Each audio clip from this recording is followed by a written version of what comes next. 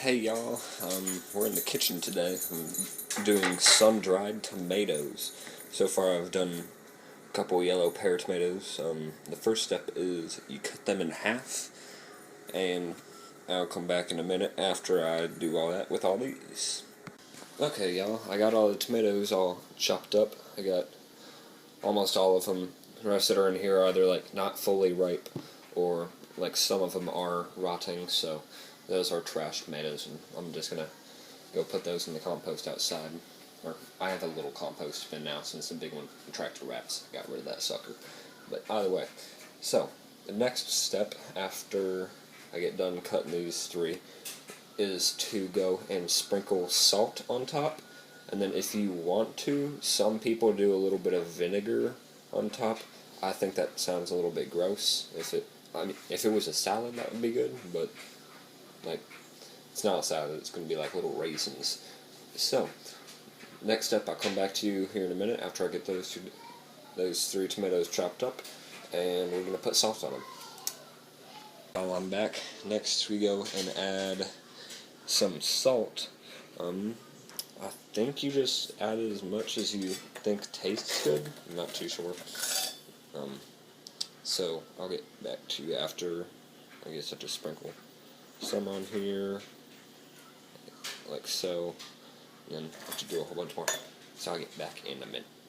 Okay, y'all, so I've got the salt all mixed in, and so from what I've seen and heard and read, you lay them face up so that they can evaporate, but you need to space them some. So this is going to be a pretty long process. I have a nice big bowl of tomatoes to go and put out here. So I'll cut forward here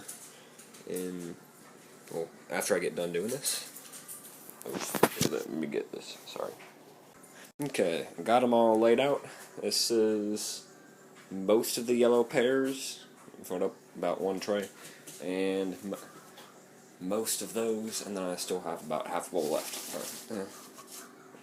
A bunch that I need to do. And then you gotta heat your oven to 250 degrees, and I think it takes like 2 hours. It might take like 20 minutes. I'm not too sure. Yeah, it takes a certain amount of time. And just make sure that they're like all dried up. Okay, now I have them set in the oven to 250 degrees, and they're starting to turn a little bit reddish on the tops, or reddish brown colored, which is good, which means it's drying out, which is exactly what we want it to do. My dog's licking the camera. Oh, stop it. Okay, so now you just wait for them to be completely dried out. That's actually your preference. You could have them completely dried out, which is good, or you could have them a little bit juicier, which is normally what I like. So, yeah. And then I'll come back in an hour or two, if it takes that long, whenever they're all dried out, and show you the final product. Okay, today's the next morning. They actually took way longer. The oven did not start working until later, so they actually got done at 2 o'clock in the morning. But here they are, some dried out. There's a couple that are a little bit more juicier.